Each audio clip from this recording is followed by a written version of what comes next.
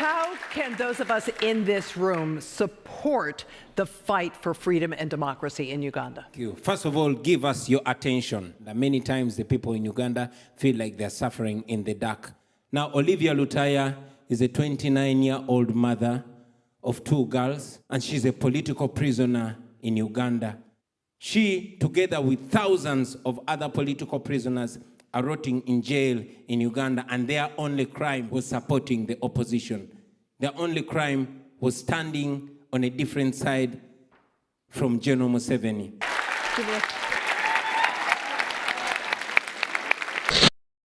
First of all, thank you for this opportunity to highlight a message from Uganda. Guys, I come from Uganda. Yeah, Uganda is a beautiful East African country of 45 million people with the youngest population in the world. Unfortunately, Uganda is under the rule of General Yoweri Museveni, a military dictator who's been ruling our country for 37 years.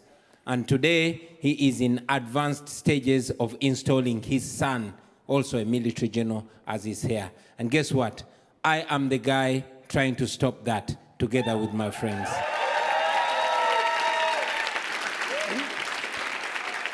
How can those of us in this room support the fight for freedom and democracy in Uganda? Thank you. First of all, give us your attention.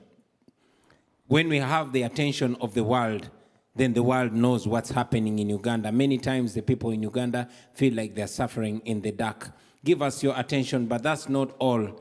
We know that you can help us by calling upon your government through your elected leaders to stop funding the dictatorship in Uganda, and also to stop being seen, not to condemn it. You have laws, for example, the Global Magnitsky, that can be evoked against the dictatorship, and also targeted sanctions.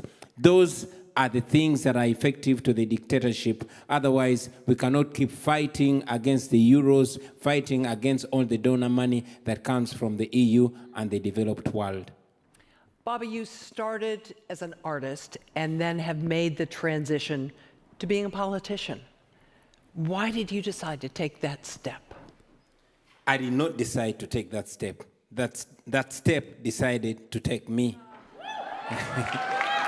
I'm an artist. I prefer being an artist.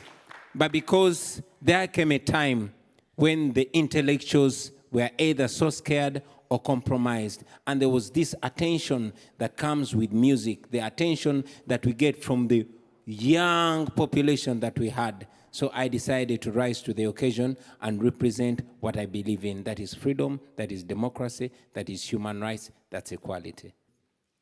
Yesterday was International Mother's Day, and I could not stop thinking about Olivia Lutaya. Now, Olivia Lutaya is a 29-year-old mother of 2 girls, and she's a political prisoner in Uganda. She has been in prison for 2 years. She was arrested in 2021, May, on the 8th, detained in a military barracks, tortured and humiliated, and I don't know how much amount of dehumanization happened to her.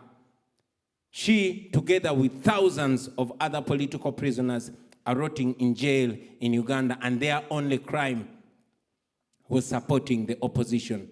Their only crime was standing on a different side from General Museveni.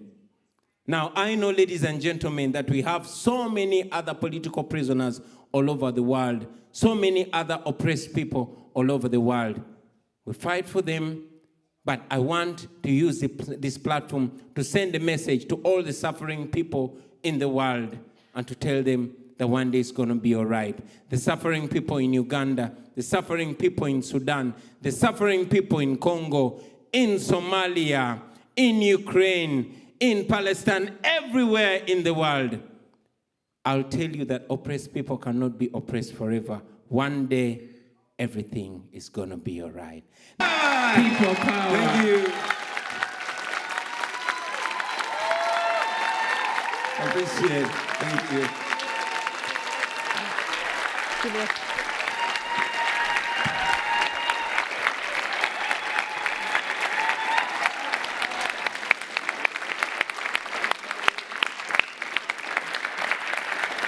There you have it, guys. So we know that our African leaders usually are trying their best to comprehend all of the problems, and the circumstances with which Africa has found itself today.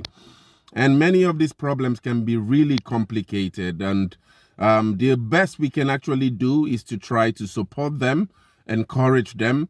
And, for those who probably might be going along with the agents of imperialism and colonialism, to help them, through our comments here and, our thoughts, come to their senses and try to acknowledge the fact that Africa should be built for Africans, and that Africans should have the right to decide their own destinies. And so that's why these speeches, I try to capture these speeches and post them here on Kwazemi.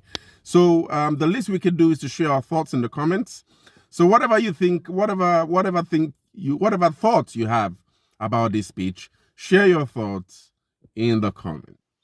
Thank you for watching, guys. I really hope you enjoyed this video. Please share and like and subscribe, because that's the way you support Kwazemi as a channel, an Afrocentric channel, where we try to understand deeper issues in African history and hopefully develop a collective intelligence on how we wish to build the Africa we want to see as people of Africa. See you in the next one.